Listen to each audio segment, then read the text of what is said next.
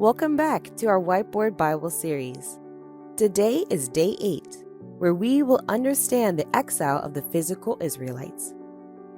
If we had to pinpoint a dark period in Israel's history, the 70-year period of destruction by Gentile nations would stand out.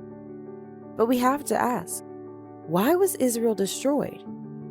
In Deuteronomy chapter 28, God promised blessings for those who fully obey his commands, but curses for those who disobey.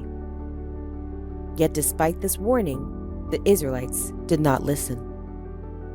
Because they betrayed God, he allowed them to be destroyed by Gentile nations.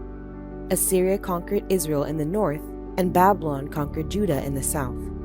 Yet, God did not give up on his people, and there was a small remnant who remained faithful to God, despite the hardships and ridicule that they faced. During their exile in Babylon, Daniel's 3 friends, Shadrach, Meshach, and Abednego, refused to worship foreign gods and were subsequently thrown into a blazing furnace. However, to the amazement of King Nebuchadnezzar, miraculously, not only did they survive the flames of the furnace, but a 4th figure was also seen together with them. Through all of this, God protected his people and displayed his great love.